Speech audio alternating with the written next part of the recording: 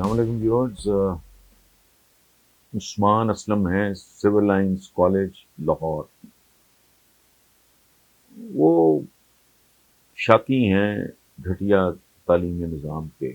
بڑا غرق ہو گیا یونیورسٹیز کا, کالجز کا. بڑی بات ہوتی ہے 100 سال پلس ہونا کسی کے لیے, کسی تعلیمی ادارے کے لیے. پوری دنیا اٹھا کے دیکھنا 100 years پلس, سبحان اللہ. لیکن یہاں بیڑا غرق. گورنمنٹ کالج لاہور کبھی افسانہ تھا, داستان تھی, تاریخ تھی, فخر تھا. اب کیا ہے؟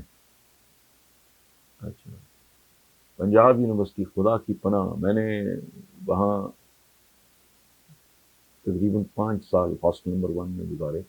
اس لیے نہیں کہ میں نالائق تھا, ہم گئے تھے یونیورسٹی میں ایز انڈر گریجویٹس, یعنی ایف ایس سی کے بعد آنرز میں جو پہلا بیچ تھا ہمارا, اس میں بڑے بڑے پرومیننٹ لوگ تھے. تو نالائکی کی وجہ سے نہیں تھا ہی, مطلب 3 سال کا آنرز, پھر 1 سال کا ماسٹر, پھر بیچ میں وہ یو فان یہ وہ اس طرح کے نا وہ سلسلے پڑ گئے. تو وہ سیشن 4 کا ہمارے یہاں معمولی بات ہے, 4:30 پونے 5 ہو جانا.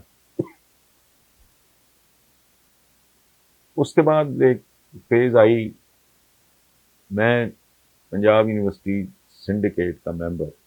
اس کے بعد اچھا, یونیورسٹی چھوڑنے کے بعد میں چونکہ ماضی پرست آدمی ہوں, نوسٹالجیا کا مریض ہوں, مجھے پرانے رشتے, پرانے تعلقات, پرانی جگہیں, پرانے شہر, جن کے ساتھ میری وابستگی میں زندگی بھر نہیں بھولتا. بلکہ میرا تو رات کو سونا ہی عذاب ہوتا ہے کہ پرانے خیال, بچپن, لڑکپن, جوانی, اس کے دوست, جگہیں, یہ سارا.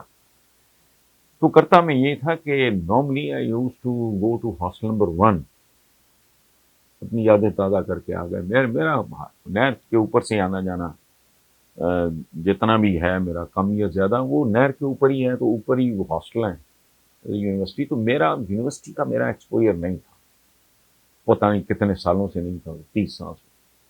میں سنڈیکیٹ کا جب ممبر ہوا تو مجھے جانا پڑا, تو اب شاکڈ.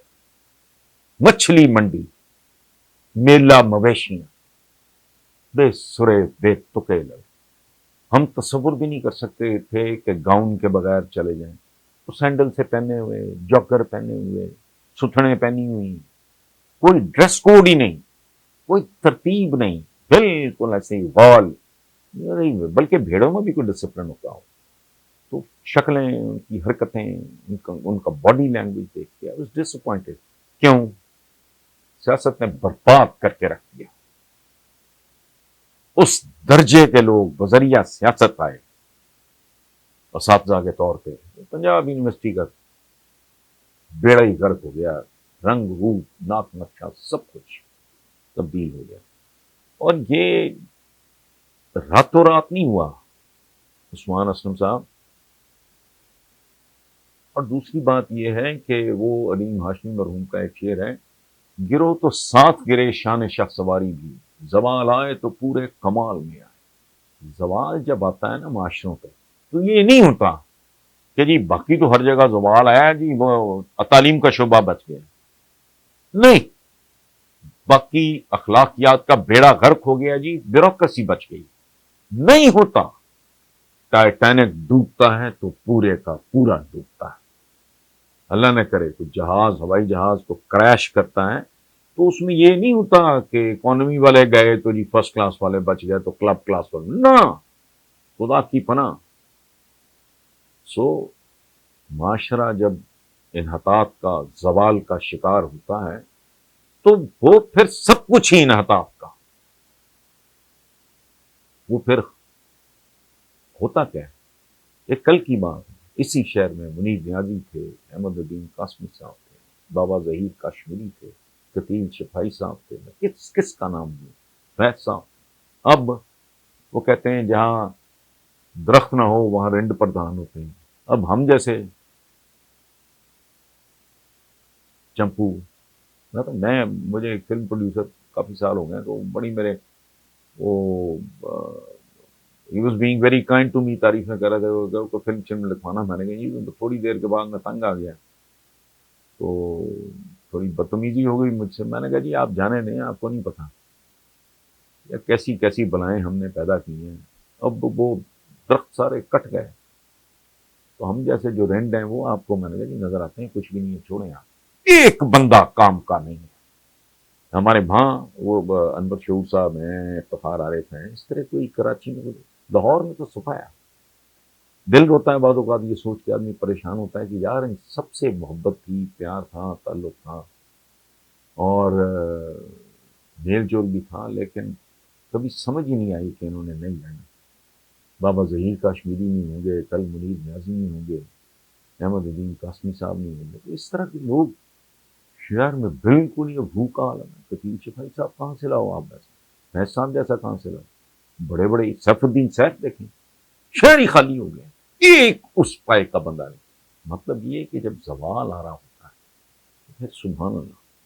اسی طرح یہ آپ کا تعلیم کا, اور ان کے بس کی بات بھی نہیں ہے, ان کے پاس وہ ویژن ہے ہی نہیں, ان کو پتہ ہی نہیں. یہ وہ لوگ ہیں جنہوں نے برباد کیا کیا, یہ دینی علوم ہے. اچھا یہ دینی علوم ہے, اس کا مطلب ہے باقی غیر دینی علوم ہے. جیولوجی یا ریاضیات کا علم ہے اور دینی علم ہے. زوالوجی ہے, باٹنی, نباتات, حیاتیات, یہ کیا ہے؟ یہ رب العزت کے, رب العالمین کے کوئی اس کی تخلیقات سے باہر کی کو بات ہے نہیں. ہر وہ شے, ہر وہ سیارہ, ہر وہ ستارہ, ہر وہ دنیا, ہر وہ کہکشاں, ہر وہ دھنک جس کی تان وہاں ٹوٹتی ہے, وہ دینی. جب حضور نے جب کہا تھا کہ چین جاؤ علم حاصل کرنے کے لیے, تو وہاں جا کے آپ نے اسلامک اسٹڈیز پڑھنی اور پڑھانی. علم کو اس طرح انہوں نے بس جہاں ایٹیچیوڈ یہ ہو اور پوچھنے والا بھی کوئی نہ ہو, اور اس لیے اسی طرح کی کہانی ہے. اور ان میں اوقات بھی نہیں ہے. یہ انٹلیکچولی فکری طور پہ اتنے طاقتور لوگ نہیں ہیں کہ یہ کوئی ریولوشن. میں نے پچھلے دن میں کہا, جب نئے نصاب کے سلسلے میں شاید آپ ہی کے پروگرام میں, اسی پروگرام میں نے کہا تھا, تو خدا کا خوف کرو, اپنی نسلوں کو تیار. پہلے تو میں کہتا ہوں پرائمری ایجوکیشن اور پاپولیشن مینجمنٹ دو بنیادی ایشوز ہیں, ان کی پرواہی کوئی نہیں کرتا. پرائمری ایجوکیشن آپ کا خام مال تیار ہوتا ہے. اچھا, اور اس کے بعد میں نے عرض کیا یہ نیا نصاب کے چکر میں نے کہا بھائی بات سنو, اصل میں کہانی یہ ہے کہ اپنے بچوں کو ان شعبوں کی تعلیم میں ان فوکس کرو جن میں انہوں نے دنیا سے کمپیٹ کرنا ہے. مطالعہ پاکستان ہو گیا بس, معاشرتی علوم, کہ اس طرح کی چیزیں مت پڑھاؤ جو تمہارا ذاتی. اب اگر یونیورسٹی بھی اس پہ تل جائے, کالج بھی اسی پہ تل جائے, کیا جی ہم نے بچوں کو وہ دینی تعلیم, تم نے کیا دینی تعلیم, تم مسلمان گھرانہ ایسا ہو سکتا ہے؟ میں نے تو نہیں, بڈھا ہو گیا ہوں میں نے تو نہیں آج تک. غریب کا بچہ ہوگا سپارہ پکڑ کے مسجد چلا جائے, وہ تو موبائل گھر کا ہوگا تو قاری صاحب آ کے پڑھانے والے ہوں گے. میرے اپنے گھر میں مدت ہوگی, بچے ماشاءاللہ یونیورسٹی تک پہنچ گئے ہیں, قاری صاحب آج بھی is a regular feature of our house. تو لیکن نہیں, اس کی ایسی انٹرپریٹیشن, یہ بیسیکلی یہ دین فروشی کی حد تک. میں اکثر یہ کہتا ہوں, ایک آخری بات اس سلسلے میں, کہ جو بندہ ماں, ملک اور مذہب, جو اس کے بارے میں بڑی باتیں کرنا اس سے بچو, اس سے ڈرو. میں چند دن پہلے کسی کا سن رہا تھا, کامیڈین سا تھا, میں نے ماں کی بڑی خدمت کی. میں حیران کہ بھی کوئی 100ویں گھر پر ہے کسی کی ماں کی خدمت کی ہے, اس کا بھی حوالہ نہیں بنتا. بیسیکلی تو اپنی ماں کی خدمت کی, یہ فطری بات ہے یار.